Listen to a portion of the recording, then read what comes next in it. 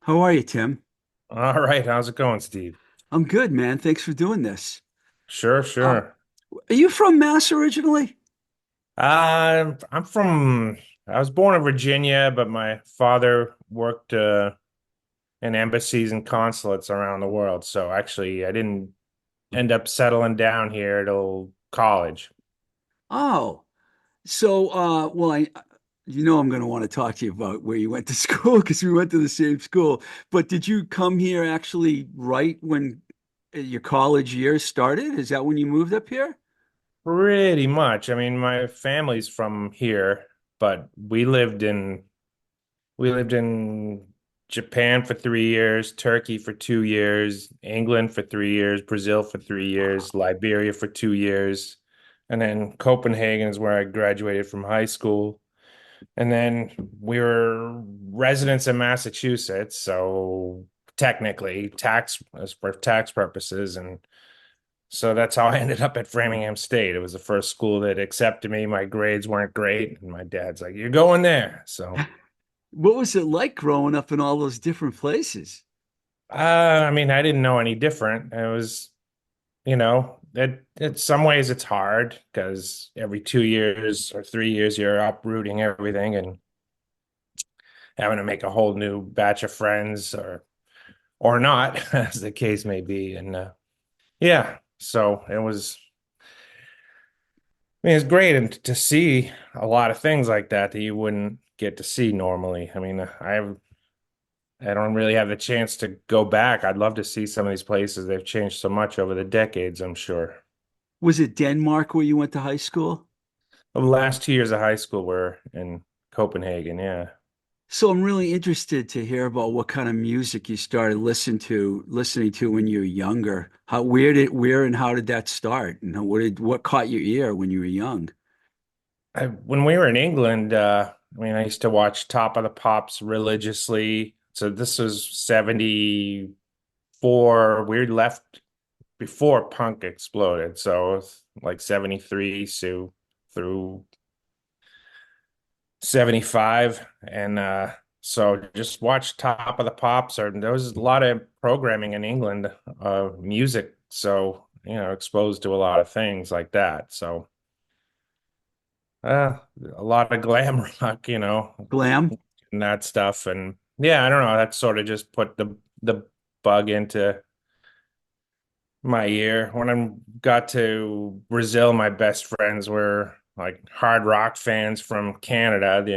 They were Egyptian Canadian, and so I listened to a lot of Rush and a lot of stuff they exposed me to, UFO, Rainbow, a lot of hard rock, Metal, yeah. metal, yeah.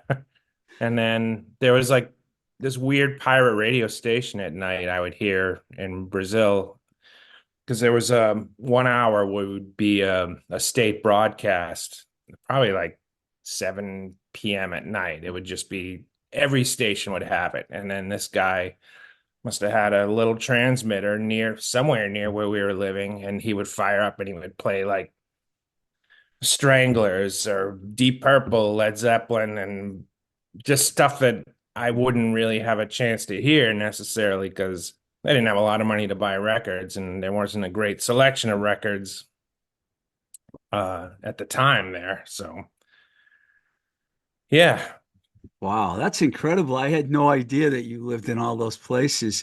You mentioned the glam, so you're talking about like Bowie and Mott and stuff like that you were into? some of that, yeah, but being younger, I was probably into the crappier stuff like Mud or Slade or even long forgotten bands from that era that were maybe a little more lightweight and less I don't know, less quality. So you didn't really have favorites. You just basically listened to a lot of different things. Yeah, I mean, I sort of, you know, was a metal kid. So by the time I got to Copenhagen, the new wave of British heavy metal was really happening. So I read Yeah. Kerrang religiously, would buy stuff just based on a review in Kerrang so yeah, there was a lot of stuff you could only read about, not and luckily there the imports of the British vinyl. There was a place called Bristol Music Center on Strandby, which is the walking street, and I think some guys from Merciful Fate worked there and whatever, but they had a great metal selection, so I was able to build up my collection of metal records then. That's really funny. It's like you read my mind because I was thinking about King Diamond, because Denmark, they're one of the big bands from Denmark, Merciful Fate. Right, they Yeah. are, right? Yeah, they're from Denmark, right? Yeah. Oh yeah, Um, absolutely. Yeah, there'd be pictures before they were like signed or anything, pictures of like their press pictures up in the store of like King Diamond with the his cross and all the corpse paint and everything. And you're like, oh my gosh, what is this? So I really didn't listen to Merciful Fate till after then because I thought it was so, I don't know, over the top or silly, it looks silly. So I have kind of a funny King Diamond story because when I worked at Enigma Records, we had Metal Blade, so I knew about a lot of the. I think Merciful Fate might have been on a different label than an East Coast label, but I eventually went to Roadrunner, and it was 1986, I think, and or 87, and I was with the person I worked with, Holly Lane, and we're in our office at 225 Lafayette in New York, the first Roadrunner office, and this guy comes walking in and says hi to us. And it was King Diamond, but he had no makeup on or anything. And we didn't even recognize him. And he goes, I'm King Diamond. It was really funny, man. I'll never forget that. We were really embarrassed because we were just getting ready to put out this Christmas record that King Diamond had. And that's my memory of King Diamond. We walked to the that's office. funny. Um, did you start playing guitar when you were in any of those places? Do you remember where you started playing? Yeah, I think Christmas one year I asked for a guitar, and we everything we've got was through catalogs. Like you just couldn't walk into a store somewhere and buy it. So, there was a catalog, AFES. It's basically like a PX, like that would be on a base, a military base. So they had their own catalogs that would come out. So, I read catalogs religiously, like everyone read the Christmas section of Sears catalog and Right.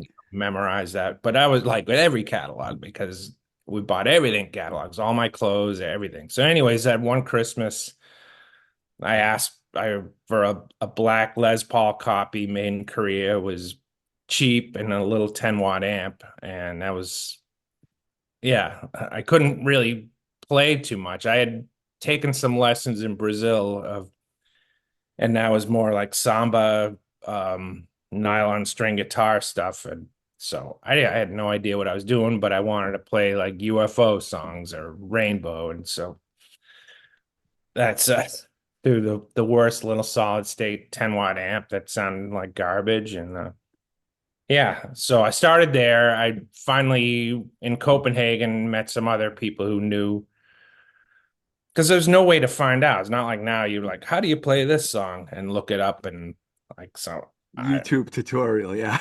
yeah, like I just sort of having to play it by ear, literally.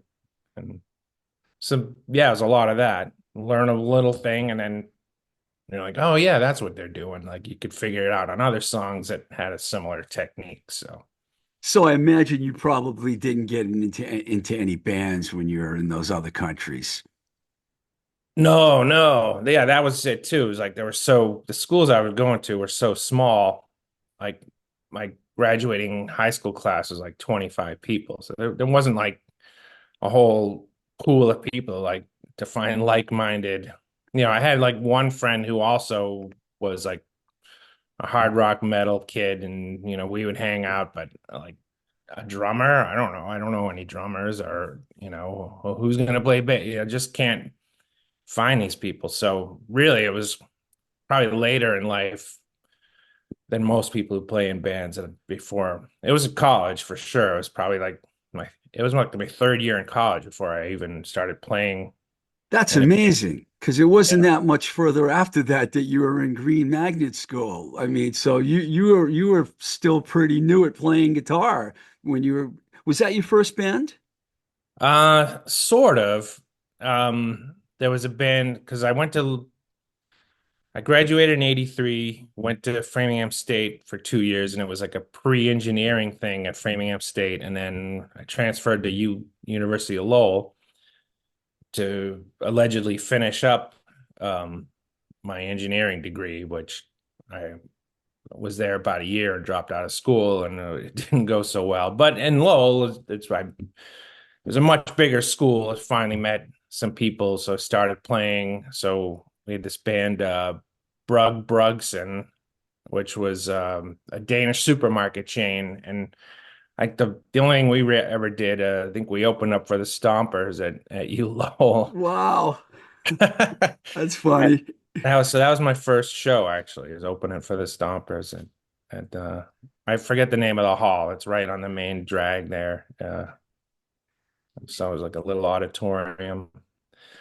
And yeah, and then that band sort of like the singer left and the bass player and I was Steve. He ended up being in Green Magnet School. We wanted to keep playing, so we kept going on. I had known Chris from Framingham, my second year at Framingham State, and then brought him on board. And yeah, so that was sort of the evolution of Green Magnet School was in Lowell. Yeah. Uh, Let me go back for a second here because I can't just go right by, Framingham State because I went there and I left in '83, so I just missed you. And basically, I was a horrible college student. I mean, I spent all my time at the radio station WDJM. Now, you were also at DJM. Can you talk about what happened, how you got there, who you knew there? I'm sure we know a lot of the same people. sure, sure. Yeah.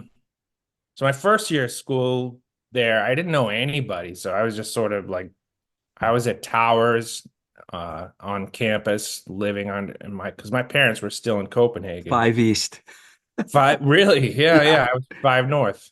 Oh, really? Wow, that's so cool. I was on the sixth floor too, actually, for a couple semesters. But then I got one of those single rooms at the end because I had transferred there. I was a junior when I got there, and they gave me my own room, which is good Yeah, until my next year when I ran out of money. But yeah.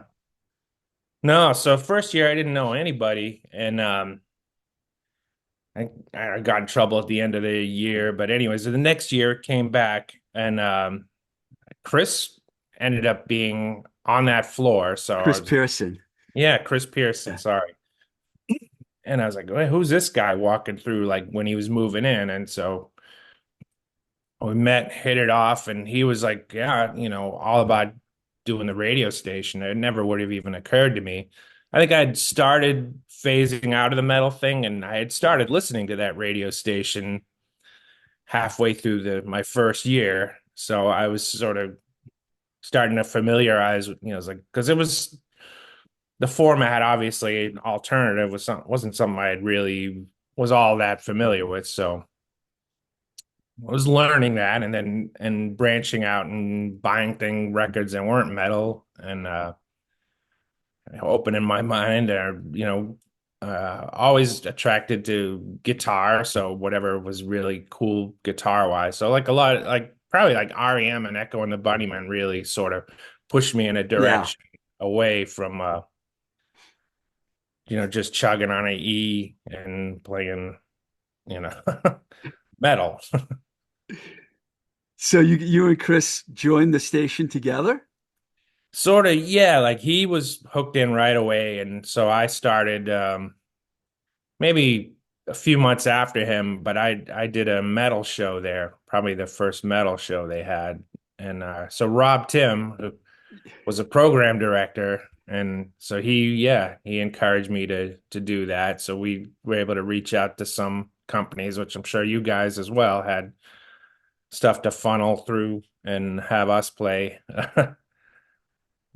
Yeah, I think one time actually in '84 when I was at Enigma, I ended up going on the sh on DJM, and they interviewed me from California. I don't know, but so Rob Tim, yeah, I know Rob well. He was there when I was there, and I imagine S Steve Peck and Jennifer Whitman were probably there too.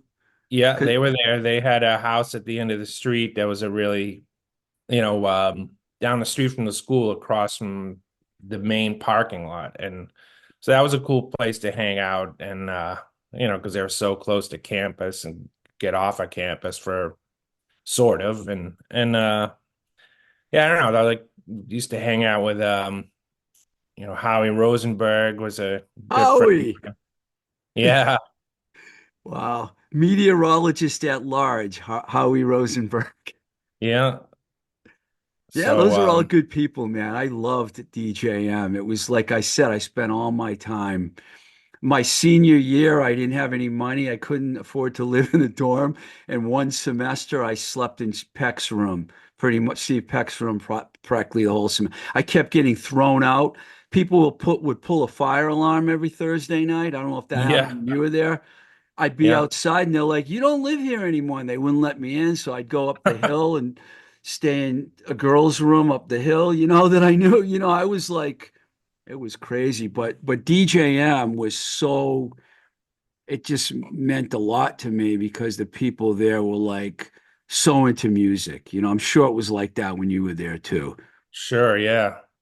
Yeah, and after Lowell, I went back sort of, I don't know, I was sort of on the 8-year plan to graduate from college. So I went back to Framingham because Lowell didn't work out.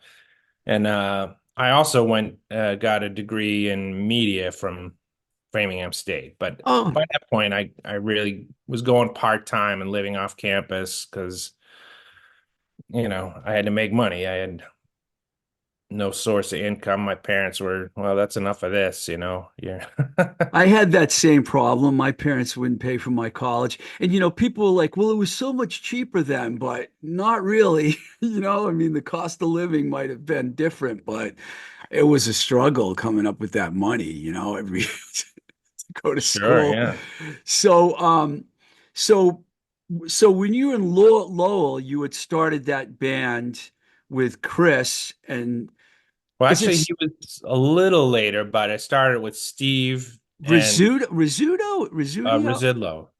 He's got a really weird name. I know Yeah, that. yeah. It's hard to. It took me a long time. I don't even know if I could spell it now, but yeah. And then John Keskin, a Can. He was Turkish.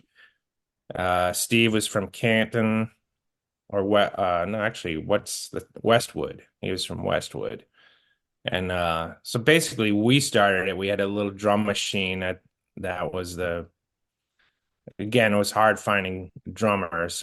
Um, but we eventually did get a drummer, Craig Duhamel, who ended So up playing. are you Green Magnet School at this point yet? I think we were Richard Head, because then our friends could be our fans could be dickheads. Was it's pretty dumb, but that was the thought. And so we actually did end up Chris.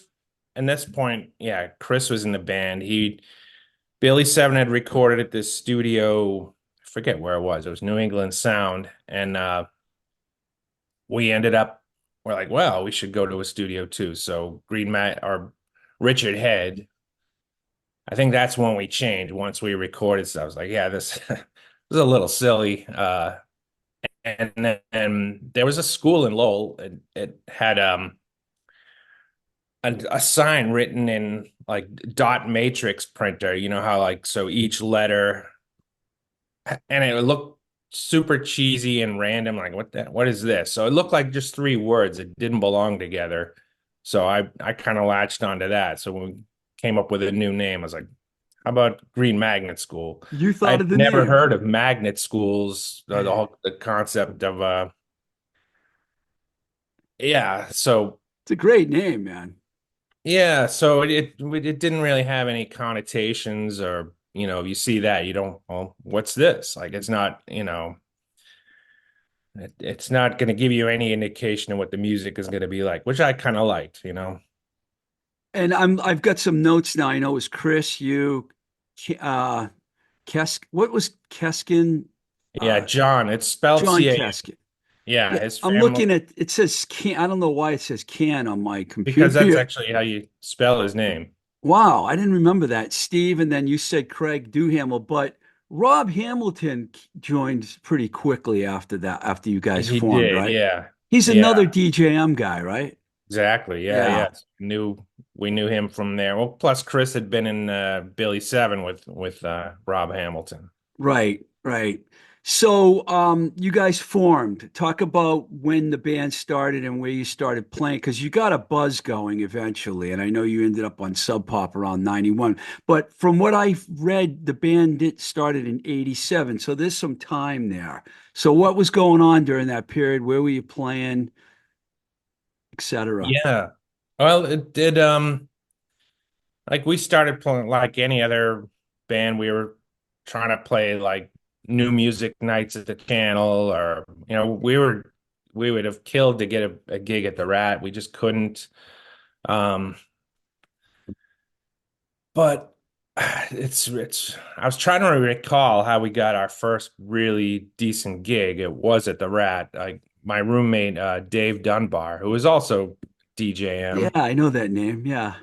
So he was a music director, but you remember Mark Algini? He was had a label, Aurora Records. He put out the first Galaxy Yeah, I 500 remember that label. Yeah. stuff.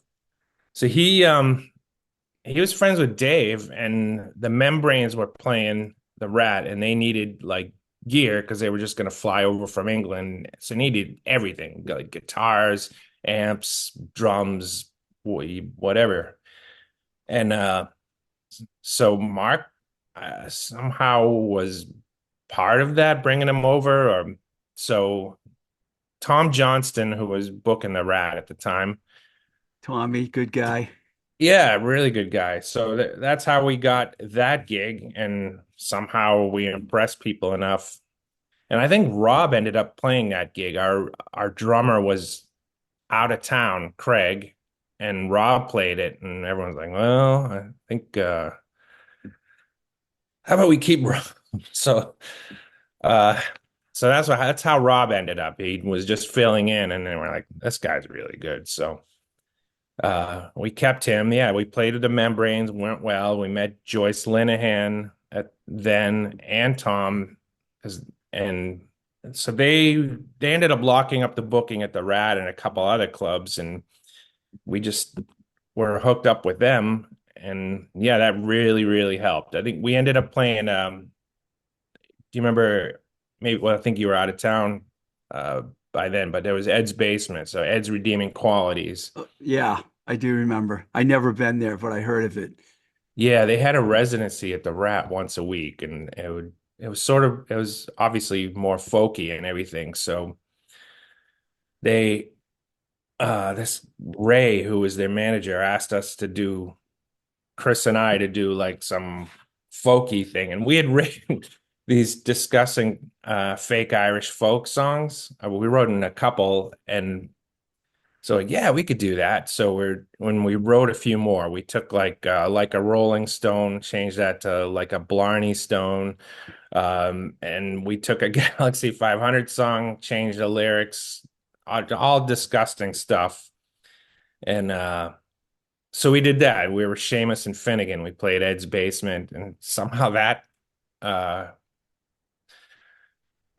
was popular. People liked that, because that had like some of the most disgusting lyrics ever. That which now I guess I'll have to come up with them. Oh, there's like a sodomizing an elephant while fist fucking a cat. Uh, because oh yeah, we That's did a pretty parody. disgusting. Yeah, we did. Let's see. The waft from her meat bag, me did it remind of deviled egg platters and vomit combined. I don't know, just all gross stuff like that. And so that was that. And we could, for some reason, they would. any crazy idea like that, we could get booked. Like, yeah, we're gonna play a didgeridoo, though we don't know how to play a didgeridoo, and then do feedback loops. Okay, like Billy Ruane would give us a show.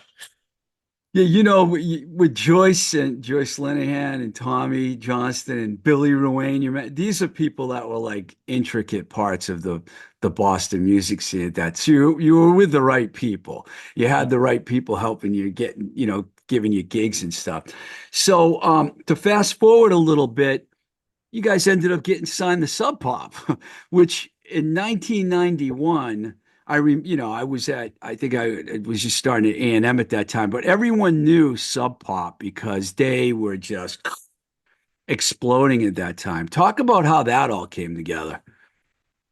Yeah, that a lot. I mean, Joyce got hired to be basically Sub Pop East. Like they were, this is at the point where they were probably just starting to see some money. And so they're like, all right, we're going to expand. And Chris was really good friends with Joyce. Like the rest, I mean, I think we were all pains in the asses and made Joyce's life uh, much harder than it had to be. But she she basically booked us, got us on Sub Pop because she was part of the label. So it was Was she acting as your manager at that time? sort of, yeah. Mm, She never was actually our manager, or at least as far as I know. Maybe she didn't want to be subject to Admit phone it. calls I'm from just yeah. kidding. She was basically was managing us, but not formally managing us, I guess. In fact, we ended up being managed by Botch from Billions and Billions Booking. He was out of Chicago. Um, so yeah, actually, I skipped a whole thing on the Sub Pop thing because we actually our first record we recorded all ourselves and everything. And but Randy Kay, who used to be at Slash Records, I think he passed away quite some time ago now, but he was starting a label and he had some releases, so Genius Records. And I think he put out some Spaceman 3 stuff and but he signed us and our record was going to be on Genius and it just was like taking forever and ever and ever and ever like when is this thing ever actually going to come out? And when Joyce started working for Sub Pop, then they figured out a deal for Genius. So if you look, it says Genius and Sub Pop. Yeah, I saw that. Yeah. So that's it worked out better for us in that sense. This is Much, Blood Music, right? yes, Which was the yes. first album. Well, you had what was it, a cassette or something that you guys had out before that? Yeah, we had done 4 songs because with Tom Hamilton, who Yeah, I did, had that cassette. I don't know if I still have it. I have a lot of demos and boxes. I probably still have it. yeah. I And remember he the guys at DJM where I was still in touch with a lot of people from there, and a lot of people were talking about Green Magnets. You guys had a real buzz going. we did, yeah. Yeah. So yeah, the first Bull Volta EP was done by Tom Hamilton, which is Yeah, not Aerosmith Tom Hamilton. the other one. The other, yeah. Yeah. And Who's a good yeah, engineer, by the way, a really good engineer. he Had is. the wrong Yeah. name, but good engineer. Yeah. So we were like, this sounds great. So we were huge La Volta fans. So yeah, we went in with him at Fort Apache, the old one, Fort South, big, huge room, did those 4 songs. Um, And then I think a lot of time went by, and then we did went back with Sean Slade, did some more And songs. that was when Fort Apache, the first time you recorded with them, were they like in Roxbury? Yeah, exactly. Yeah, And that's where then, this was. and Sean was in Cambridge. Well, Sean engineered this most of the stuff. There's the 4 songs we did with Tom, and then Sean Slade did the the rest of the record. So some like we had written some newer songs by then, and yeah, so. Was it just Sean, or was Paul Coldery involved too, or? It was just Sean. Just Sean. Yeah, and that was just out of Upham's Corner in Dorchester there, where the old fort was. Like, It's funny because, I'm thinking back to DJM now because when I was there, we were all friends with the sex execs. And Walter and Ted actually came on my show one time and we were all friends with them. We didn't know that Sean Slade was going to become Sean Slade at that time, but hmm he did. Um, what happened with Blood Music? um, it did, I don't know. I think it was a hard time to be breaking out. We were maybe a little out of step with some stuff that was going. I don't know. It's sometimes hard music to digest with because there's three guitars. Everyone's doing something different, and it's not traditional song structures. So I think live it really translated a lot better necessarily than on record, though I think it's a good sounding record. Um, but we could never tour with everybody. John Keskin, he had a student visa, so it's not he couldn't go out and tour technically because he would have needed a work visa, and so it's just hard to get everyone the real core band out there, and we hardly ever did play out of town much with the actual Blood Music lineup. We did one tour where we played the 930 Club with, I think was it White Zombie or it might have been Ween. We played there, and that was like the one tour we did, like just sort of a East Coast run with that lineup. But we did another tour for Blood Music, and it was with John McClane from Six Finger Satellite, who was because our John Keskin couldn't do that tour. So it's like, well, this isn't really, he learned the parts, but John Keskin had a very unique style of playing and so it wasn't the same. And yeah, so that I think that's the saddest thing is that band couldn't have gone out there and really toured Yeah. as what it I was. mean, and plus you did have a couple more records come out after Yeah, that. But you kept your base in Boston. You were still popular the whole time in Boston. When Revisionist and what was the other one? Illuminatus? Is that the name of it? Illuminatus, When yeah. those records came out, did you get to do any touring with those records? We did. And again, it was like where lineups start changing and chemistry is shifting. It was we did do a full US tour for like 6 weeks, like really late in the game. And by that point, it's like there's almost nobody left from the original band other than myself. Um, Chris was gone at that point. oh yeah. Chris, yeah, things, yeah, Chris was it's on the show and he talks about everything that went wrong with him. So I know exactly what you know, yeah. and Oh he yeah, he knows, he knows. yeah, yeah, he had his issues and none of the rest of us really indulged in. So it was like that it just really grew away and maybe he lost interest or but also it was like a lot of frustration. Be like, all right, it was one time, I don't know if I should tell this story, but Please I do. was a little I was a little late to practice. Chris was living in Central Square. And I think I was in Harvard Square. We're driving. I'm like, oh, there's Chris walking down the road. That's weird. So I get to practice. Yeah, hey, sorry, I'm late. And they're like, oh yeah, Chris isn't gonna make practice. He's down the Cape. Like, oh, he is, huh? Like there were things like that would go along, and that's sort of a mild story compared to Rock and roll. yeah. I was like, all right, well,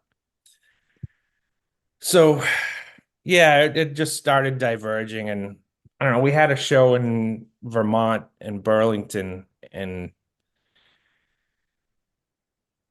we had a big blowout on the way back because the first show we did in Williams College went fine. We had a next night we were playing in Burlington, and we got squeezed. We were on last, but at the end they're like, "Okay, you guys have room for like two songs." Like, two songs. Like, all right. So I'm like, "All right, Chris, you're singing these songs." Because I didn't at point I started singing a lot more mainly because I had to, because Chris wouldn't necessarily be there and we were just writing like, all right. So at that point I was like, we're doing two of your songs, and because I would go up to the mic and I was getting shocked. Like, well, I can't sing a entire song with my lips like, Yeah. electrified. So he, instead of like just playing these two songs and singing these, like he flipped out, ran into the middle of the crowd, was like, "Ah! Ah!" I'm like, and at that point, it's like I just had enough. Like I screamed at him for like an hour and a half on the way back, and then I'm just dead silent till we got back. And I think we did one more show, and that was it. Like with Chris. You guys are I don't still know. friends now. You guys are still friends, though. Yeah, yeah, yeah, yeah. I Because I mean, know he has sat in with you guys, Black Helicopter, a few times, right? Um, yeah, I've just spent so much time on Green Magnet School, and I'm trying to get to Black Helicopter. What I want to, but in 2014, I did find this Blood Music album was specifically singled out in the book "Gimme Indie Rock: 500 Essential American Underground Rock Bands, 81 to 86." That's pretty good, man, to be in a top 500 list like that. yeah, So someone recognized the importance of the band. This guy Andrus Earls. I don't know if you knew about that or not, but I found that online.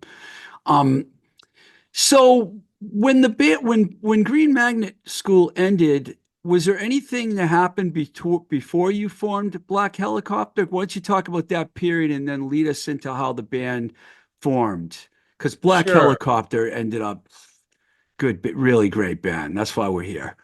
Yeah.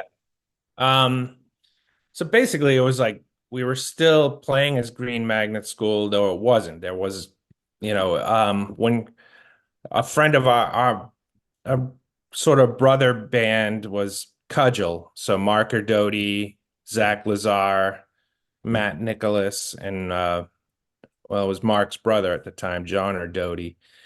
And so we'd play shows with them. They were also Matt lived in Framingham. I met him there, and so they used to hang out at in Framingham at the house that we had off campus. And I don't know, at the same time Green Magnet School was imploding, so did Cudgel. They ended up breaking. So they ended up joining Zach and Matt. We were going to be like the idea was like a dual power trio. So we had Jeff Iwanicki, myself, and Greg Gilmartin was our drummer. So us three from Green Magnet School, and Matt and Zach. Actually, was there another?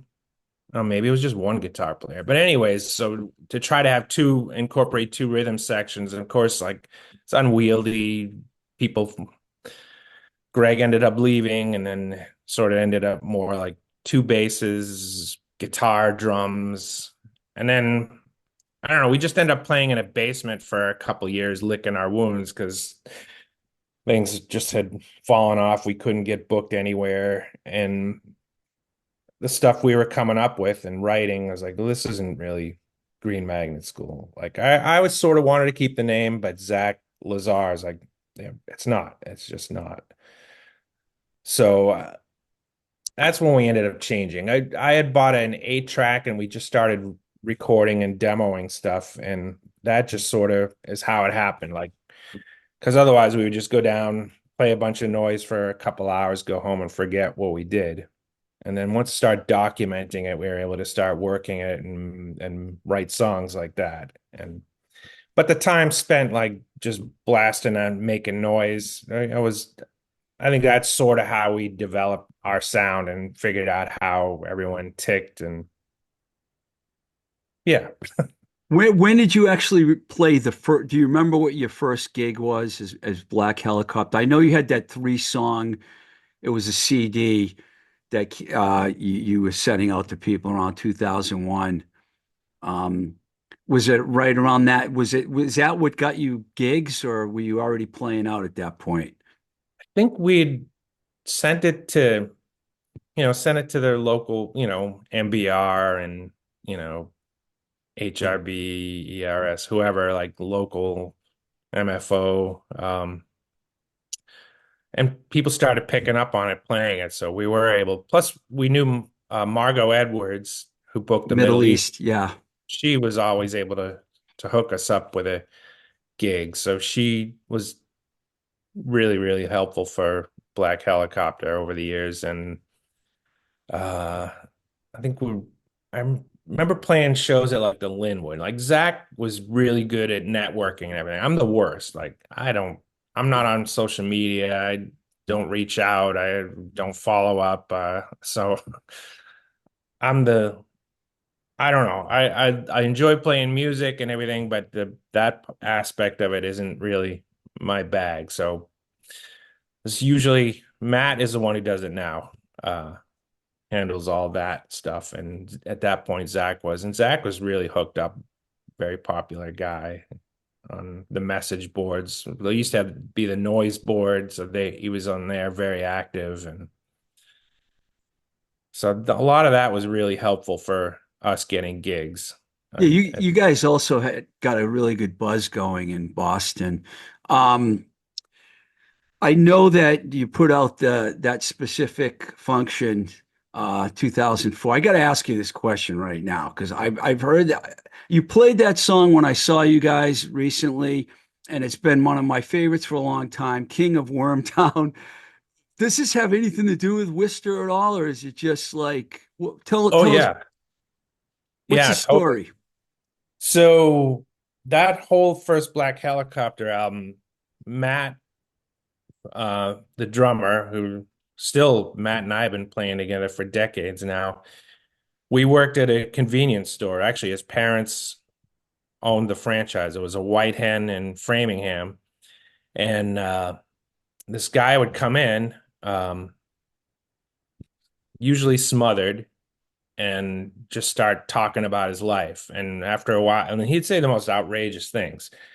And after a while, Matt started recording him because it was a boombox. Like he'd just be there right in front of him, throw a cassette in, and hit play and record. And there's nothing you can do while this guy's just like, he would stay there for like an hour and a half, and you're like a bartender without booze, and you can't go anywhere. You're working, and he just like would tell these crazy stories. So he'd talk about growing up in Worcester, and his father was a professor, I think, at Worcester Polytech, and so that's basically him talking about the mistakes he's made in life. Here he is later in life. He's not married, doesn't have kids. Maybe thinking back to what could have been like someone who maybe was the right person, but he was too much of an asshole to know it at the time, and now He's yeah. the So a king. lot of it is about the regrets of this guy. Like, regrets. I've had a few, and we sit right back on down. I'm going to share them all with you. That was kind of we're the captive audience to his wreckage of a life. That's awesome, man. I love when people get songs like, come up with songs like that. Jonah Jenkins was on my show recently, and we talked about you guys a little bit. Because his label, Tractor 8, is that what it was called? Tractor 7. Seven. Sorry, Yeah. close enough. Tractor 7, that's who put out the 2004 record, right? Yes. Yeah. Yeah. I think that I didn't really know Jonah that well up to that point. I think Green Magnet School had played with Only Living Witness, but really didn't know those guys. But we had recorded at New Alliance, and Mark Schleicher and Nick Zampiello. Yeah. They had they engineered that record. They talked to us like, look, you guys got to come in New Alliance and record. And like, okay. And they cut us a break on price wise. We didn't have a huge amount of money at the time. So That was at 1312 Boylston. That yeah, when yeah, because I worked with those two guys on a record in 2004, the Charms So Pretty EP, and those guys were great, man. yeah, they were. They or are. Oh Nick, yeah, I know Mark's in New Jersey or something right now, but Nick's yeah, still mastering records. exactly. Yeah. So I think through them, that's how Jonah probably heard us. So um yeah, so they wanted, I don't know all that much about Jonah's side of the story. I mean, I listened to that podcast as well just the other day just to do a little research. And yeah, I don't know. They really liked what we were doing, and so they decided to put it out, which was nice. You know, Black Helicopter to me is one of those bands that a lot of other people in other bands like. You know what I mean? Because everyone in, so many people in other bands, love you guys and you really connected well in the Boston scene. Um, you ended up putting out a few more records after that. Like you did Invisible Jet in 2006. Did you go on the road at that point? We did a bit. Yeah. It's tough as you get older. At this point, I'm late 50s and I think we would have been in our 40s and we have jobs and you know, other Zach had young kids. Jeff had a young boy, and it's not like you could just walk away and go out for months at a time. And plus, I mean, they were on Universal, but that was at a point when the record industry was sort of didn't have any idea what they're doing. They're just signing anything, put it out, see if it sells. If it doesn't sell, like that's in the garbage can pretty quick. So yeah, but because we had hooked up with Thurston, uh, we were able to get at least the first record on Universal, the Invisible Jet, and that was Andrew Cassine, who was in Bob Evans. It was him and Thurston at that point running Ecstatic Peace, and I don't know, we just always been lucky like that to get hookups. Like I was always afraid to talk to Thurston, so I probably never had all that much conversation with him, but he ended up putting those records out. So Don't fuck with the apocalypse as well. yeah, that one was supposed to be on Universal, but they didn't want to put it out That with was a really anything that was going on between like 2005 and 2010, it was a dead zone in the music business, you know? I mean, nobody was buying anything. It was a really right. rough period. So I understand where you're coming from. I wanted to ask you about the Bullet LaVolta cover. Uh, Dead Wrong? Oh Is yeah. that the song you covered by them? Yeah. That's a good one. So Yeah. you mentioned earlier you were a fan of the band. I love Bolt LaVolta. So did you play a lot of shows with them in the early days? We did. Yeah, we did end up playing shows with them. We played at CBGB's with them, but of course we were on after them, like because they used to have bands go on at like 2 a.m. or Yeah. so. Everyone was there. It was a huge turnout, and then like we go on after them, and like nobody's there because. But strangely enough, Kurt Cobain, Chris Novoselic, and the guys from Helmet were there because we knew. Well, we didn't know Chris and Kurt all that well, but we knew the guys from Helmet because they used to stay with us in Framingham when they were This on is tour. Green Magnet School that played with Yeah, Bullet, right? Yeah. yeah, yeah. So, yeah, it's weird because I met Kurt Cobain earlier that day and I had no idea I had met him till afterwards. Like, yeah, that was Kurt Cobain. Like, what? Wow. We were playing pinball next door to CBGB's, I but they think were in town to sign with DGC, I guess, at that point. So they Wow. weren't even on a major yet at that point. They were just hanging in New York. But yeah, so we always liked. I forget why we decided to record Dead Wrong, other than I've always liked the song. But Henry Owings wanted to put out basically he had a lathe so he could cut a 45 and you'd probably get, I don't know, how many plays can you get out of that? Pretty limited. So we did a song of ours, Seems a Gel Door, and we did Dead Wrong on the other side. And actually we ended up cutting a verse from Dead Wrong. Uh, I still I'm trying to remember why we decided to do it, but the Bull of Volta cover. Other than that, it's a great song. It's a good one. Definitely. Great one. Sorry. Great one. When I saw you guys at the tribute for Mario, you played a fabulous new song called, well, I think it's new. I don't think it's been recorded. Charlestown's Burning. Have you Oh yeah, recorded yeah. that yet?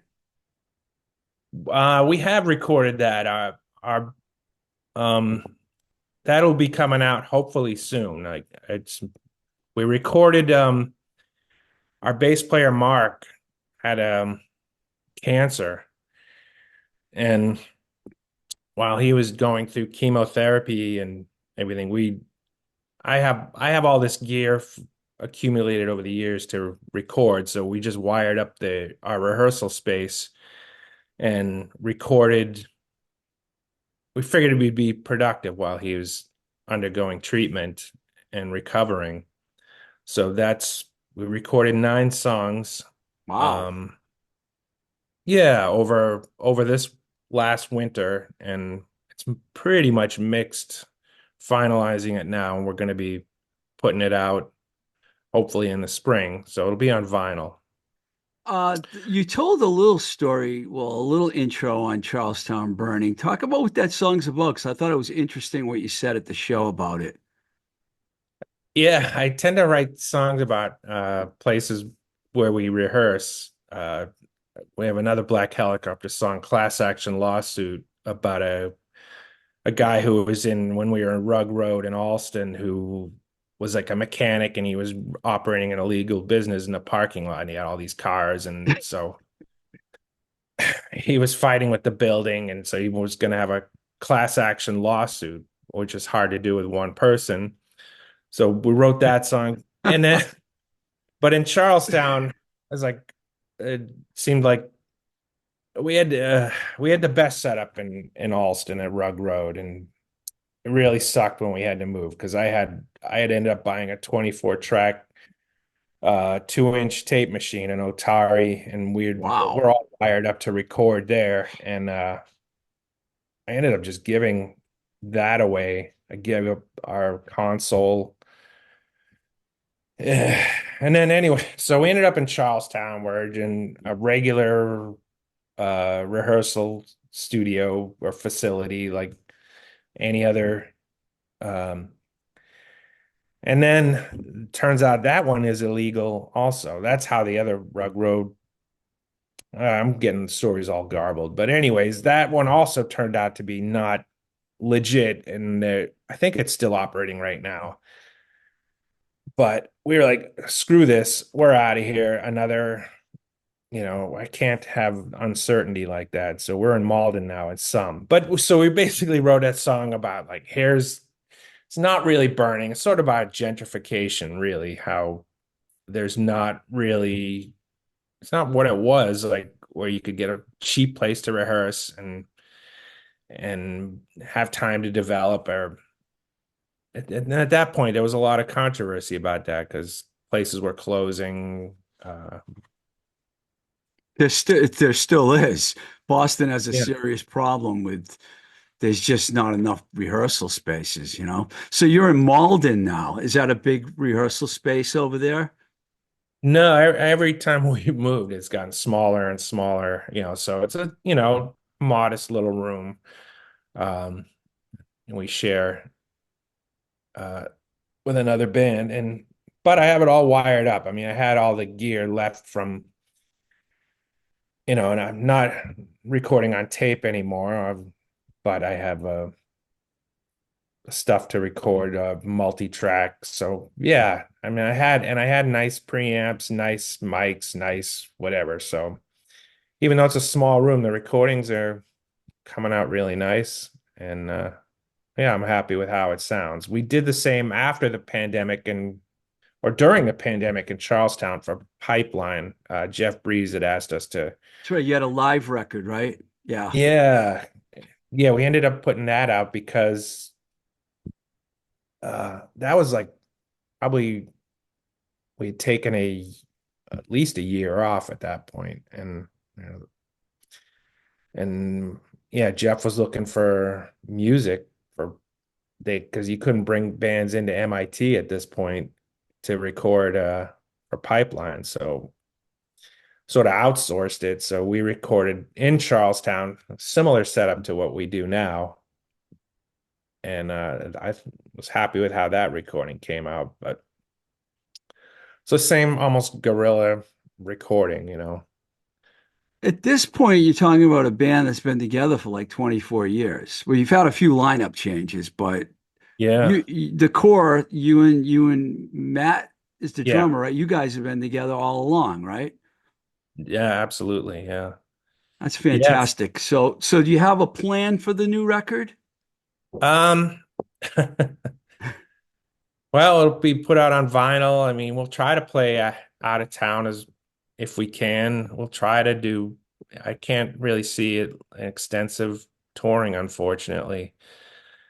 Uh, but I mean, we also have a bunch of a backlog of stuff from prior lineups that are just in the sitting, waiting to be put out. So after this one, I'd like to put out another record, just sort of not really dead ends, but stuff that I am proud of, but it's played with members who are long gone and styles that are different. And so that we have a lot of stuff that we could put out. And so I think that's the plan is to do, and then to keep writing and do, because Mark, and another one of the turnover things is bass players have been hard to hang on to. So Mark joined us basically 2 years ago. He was in Cudgel. He was the main guy in Cudgel.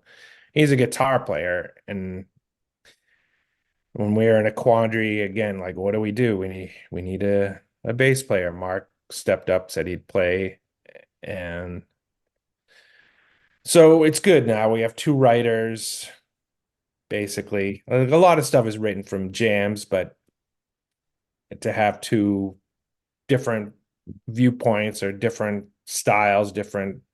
So I think that'll be apparent on the next thing we put out. And once we finish writing another record, which hopefully will be in the next year or two. Yeah, you guys were great when I saw you. Wasn't that long ago, actually. Mario, tribute for Mario, that show. And I thought you guys were fantastic that day. So I can't wait to hear your next record that you have in can already. But thanks, man, for coming on and talking to me. I've wanted to Sure. talk to you for a while because I knew we had the DJM connect. Do you talk to any of those people anymore? Are you in touch with any of those people? I see Tina Glyptis a bit, at shows. Howie, I was talking to for a while. Dave Dunbar is like 4 houses away from me in Medford. Um, who else? Who else have I seen? I don't know. I'm not the greatest at keeping in touch with people, honestly. So I guess that would be about You it. probably talked to Chris Oh, Pearson. yeah, yeah, yeah. Of Yeah, course, Chris. I know he's got a new band now. He's doing so. It's good that he's out there. I haven't seen that band yet, but I did hang out with Chris in Pittsburgh a few years ago. It was good because we didn't really know each other that well, but we knew all these other people like you and I do, from Right, Framingham. right. So it was kind of cool to hear other people's stories about that place because I just loved hanging out there. I went up to DJM about I just showed up there one day and they had a new space. All their records were gone. I was like, Oh, wow, because there were a lot of records there, man. I used to hang out in that. That's where I really feel like I learned about music, just hanging out in that room, the little room on the side. And but it's all gone, and the station didn't even have live DJs. that's terrible. Yeah, college radio, I mean, back in that day, it was absolutely just amazing way to be exposed to music because it yeah, DJM, I heard stuff I had never heard before. Then when I went to University of Lowell, I went to JUL JUL, yeah. and Chris Porter was there, Chris Yeah. Oh, yeah. Thompson, and yeah, just great guys. And the record library there was even more extensive than DJM. It was just huge. I wonder if that's probably long gone too, Well, I know unfortunately. one place that has all their records because I was just there yesterday, MFO, because I did a live show there yesterday, and they've got more records than I've ever seen, man. Well, except for when I worked at labels in the warehouse, but they Right. have vinyl everywhere and they don't even play it. One of these What a days there's shame. going to be some kind of a sale or something. And I was like telling one of the DJs there, let me know when that happens. Because I found a few records there that I can't even find anymore, unless I want to pay, 150 bucks on Discogs, It's But true. hey, Tim, thanks a lot, man. It was good talking with you. Yeah, yeah. I hope I wasn't too rambly or so hopefully I don't know, hopefully there was some interesting things. Absolutely, man. Absolutely, man. Thanks a lot, man. All right, thank you, All right. Steve. All right.